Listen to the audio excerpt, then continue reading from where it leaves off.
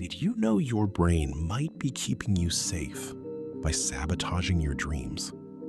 Not punishing you, not judging you, protecting you from the one thing you actually want. Here's what that looked like. You built the perfect study schedule once. Color-coded, realistic blocks, built-in breaks. You were proud of it before you'd even used it once. 2 hours in, you were doom scrolling. Not because you ran out of energy. You had energy. You just didn't have it there. That's the part that should bother you. If it were really about energy, it wouldn't have vanished the second the task became important. So, if it's not willpower, what is it? You already know this feeling, or you wouldn't still be watching. You can answer messages for an hour without thinking about it. You can clean a room nobody asked you to clean. You can watch video after video about how to finally start, and somehow that counts as doing something, even though the actual thing hasn't moved. Then you sit down for the one project that matters, and your whole body seems to negotiate with you. Not now, not like this, tomorrow, when you're in the right mood. You've probably already blamed yourself for it in every way you know how. Lazy, undisciplined, maybe some version of ADHD nobody's officially named. Maybe you're just burned out before you've even begun. None of those explanations feel entirely true. None of them feel entirely false either. And here's what makes it worse. You're not someone who lacks ambition. You think about this goal constantly. You've imagined what your life looks like once it's done. People who don't care don't lie awake wondering why they can't start. So the real mystery isn't why you're avoiding the work. It's why the thing you want most is the one thing your own brain treats like a threat. If you're still here because this already sounds like you, that's usually the moment to hit like. It helps more people who feel exactly this see the video. The standard advice is motivation. Want it enough and you'll do it. Discipline will take over. Test that against your own life for a second. The tasks that matter least to you, the errands, the inbox, you handle those without a second thought. The one that matters most is the one where you freeze. More caring, less action. That's backwards from how motivation is supposed to behave. This is where most explanations stop. They call it laziness and move on to another morning routine. But a psychologist named Tim Pychyl spent decades studying exactly this. And what he found doesn't fit the laziness story. People who avoid their most important work usually aren't undisciplined. They're avoiding a feeling. Procrastination behaves less like a scheduling failure and more like an escape, a way of relieving discomfort right now at the cost of a bigger problem later. Which means you weren't failing to manage your time. You were managing an emotion without ever realizing that's what you were doing. The next part sounds strange, but it's supported by science, and it explains almost everything that's confused you until now. A student sits down to study for the exam that decides her future. She can't get past the first page, but her room is spotless, her laundry is done, and her desk has never been more organized. Ask her, and she'll tell you she's lazy.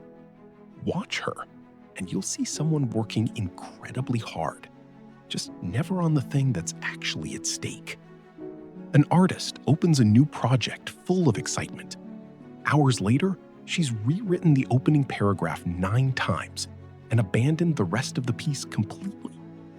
Not because she ran out of ideas, because the piece stopped feeling like a piece of writing and started feeling like a referendum on whether she's actually talented. And there's a third story. Someone who spends an entire day at a convention, building an elaborate costume, piece by piece, for hours, without a single moment of resistance. that same week, sitting down to do ordinary paperwork at home, they can't hold focus for 10 minutes. Same brain, same body, same week. If this were about energy, none of these three people should exist. They all had plenty of it. They just weren't allowed to spend it where it mattered most. So what actually changed between the costume table and the desk? Between the spotless room and the blank page? Not the fuel in the tank. The danger of the task. Here's the part almost nobody explains correctly. Your brain doesn't only respond to physical danger.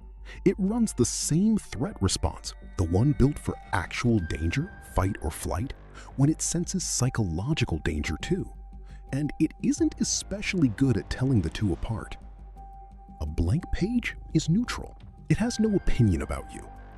But if that page has quietly become the place where you find out whether you're capable, whether you deserve the future you've been imagining, it stops being a page. It becomes a verdict. And your brain treats verdicts about your identity the way it treats threats, not as a metaphor, as a trigger. This also explains the thing that's been bothering you for years. Why you can work for hours on someone else's deadline without any of this resistance. Someone else's project doesn't touch your identity. If it goes badly, it's inconvenient. It isn't proof of who you are. There's nothing to defend, so nothing gets in the way. Your own dream doesn't get that mercy. Every session with it is, underneath, a small test of whether you're who you hope you are. No wonder your brain keeps finding reasons to close the laptop. If that just reframed something you've been blaming yourself for, subscribe now. The rest of this channel is built on exactly this kind of reframe, and you won't want to miss the next one. Sit with that for a second, because this is the part that actually changes something. You're not lazy. You are just overwhelmed. If someone you know needs to hear that sentence today, this is the moment to send it to them. Sometimes the most helpful thing you can do for someone is show them they're not the only one who feels this way. The resistance was never proof that something is wrong with you. It was proof that something in you cared enough to feel threatened by the possibility of losing it. The very thing you've been calling weakness has been a side effect of how much this matters to you. Here's the paradox underneath all of it. The more you care, the more dangerous the attempt becomes. And the more dangerous it becomes, the less you try. Not because your ambition failed you, because it worked exactly the way a survival system is built to work. And nobody ever told you that success and threat can trip the same alarm. So the real question is never how to push harder against the resistance. It's how to stop the goal from feeling dangerous in the first place. 3 shifts do most of the work here. Not as rigid rules, as a different relationship with the same goal. The first is separating your identity from any single outcome. Not from the goal, from the outcome. A rough draft isn't a verdict on whether you're a writer, the same way that artist's 9 rewrites weren't proof she couldn't write.